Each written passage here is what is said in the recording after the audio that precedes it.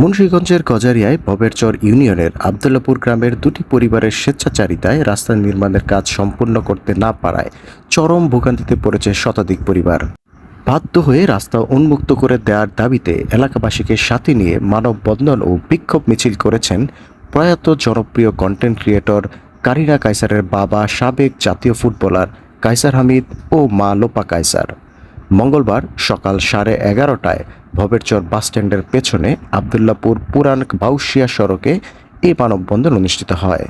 মানববন্ধন শেষে একটি বিক্ষোভ মিছিল বের করা হয়। মিছিলটি আবদুল্লাপুর গ্রাম থেকে শুরু হয়ে ভবেরচর বাসস্ট্যান্ডে এসে শেষ হয়। মানববন্ধনে অংশ নিয়ে সাবেক জাতীয় ফুটবলার কায়সার হামিদ বলেন, এটি আমার শ্বশুরবাড়ির এলাকা। আমার শাশুড়ি এখানে একটি বৃদ্ধাশ্রম প্রতিষ্ঠা করেছিলেন, যা বর্তমানে আমরা বাড়ি হিসেবে ব্যবহার করছি। রাস্তার সমস্যার কারণে আমরা আমাদের সেই বাড়িতে ঠিকমতো প্রবেশ করতে পারি না। শুধু আমরাই নই, মাত্র দুটি পরিবারের কারণে 100 পরিবারের মানুষ আজ জিম্মি হয়ে রয়েছে। দুটি পরিবারের আপত্তিতে 700 ফুট রাস্তার 100 ফুট বাদে বাকি 600 ফুটের কাজ দীর্ঘদিন আগে শেষ হয়েছে। আমাদের অবস্থা এখন এমন যে একজন মানুষ মারা গেলে তার খাটিয়া বের করা যায় না। কোনো লোক হঠাৎ অসুস্থ হয়ে পড়লে রাস্তার অভাবে তাকে হাসপাতালে নেওয়া যায় না। বাধ্য হয়ে আমরা আজকে মাঠে নেমেছি। বিষয়টি নিয়ে শুনুন তাদের প্রতিক্রিয়া। আমার 600 ফিট রাস্তা সয়েলিং করে কমপ্লিট করেছিলেন।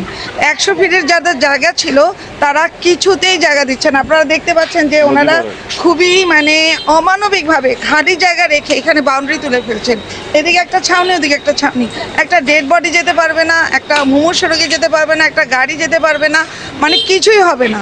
তাহলে কি মানুষের রাস্তা তো একটা বেসিক হক, এটা তো রাইট যে মানুষের রাস্তা লাগবে।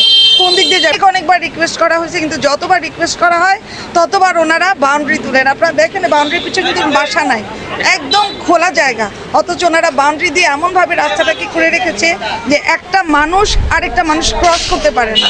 ওইখানে বালির বস্তা। নাম কায়সার হামিদ, আমি বাংলাদেশ জাতীয় ফুটবল দলের সাবেক অধিনায়ক ছিল। আমার শ্বশুরবাড়ি এখানে, আমার শাশুড়ি এখানে বহুত আগে জমি কিনেছিলেন, ক্রয় করেছিলেন। এই রাস্তাটি আপনারা যদি একবার রেকর্ড করেন যে এখানে দেখেন যে প্রায় 90% রাস্তা কমপ্লিট হয়ে গেছে। ঠিক অল্প একটু জায়গা, প্রায় 100 ফিটের মতো 100 ফিটের মতো রাস্তা ওরা বিভিন্ন সময় যখন যেই সরকার এসেছে তাদের ইনফ্লুয়েন্স কাটিয়ে তারা কিন্তু বাধা দেওয়া হয়েছে। এইটুক রাস্তা যেখানে শাইন কন্ট্রাক্টর ছিল এর আগে, এটা আমি বলবো যে 2010 বা 12 দিকে হবে, হঠাৎ করে থেকে বাধা দিয়ে এইটুক রাস্তা করতে দেওয়া হয়নি। এমনকি পরবর্তীতে তত্ত্বাবধায়ক সরকার আসছে, তাদেরকেও ইনফ্লুয়েন্স কাটিয়ে রাস্তা দেওয়া হয়নি। তো আমি স্থানীয় সংসদে যিনি আছেন উনি আশ্বাস দিয়েছেন যে এখানে রাস্তা কমপ্লিট করবে। আপনারা এটা অনেক মুমূর্ষ রোগী, কদিন আগে একটা হার্ট পেশেন্টে নিতে এখান থেকে অনেক বেগ পেতে হয়েছে। নানা রকম অসুস্থতায় মানুষ সেখানে চলাচল করতে পারে না, যে কারণে এই রাস্তাটি অনেক প্রয়োজন হয়ে পড়েছে এবং এটা এলাকার দাবি। আগে এখানে বসতি ছিল না, কিন্তু দিন দিন এখন বসতি বাড়ছে। ইতিমধ্যে কয়েকশো পরিবার অলরেডি এখানে বসবাস করছে। এই রাস্তাটি ঢুকে সেই পুরানবাসীর দিকে গ্রামে অনেক দূর চলে গেছে রাস্তাটি।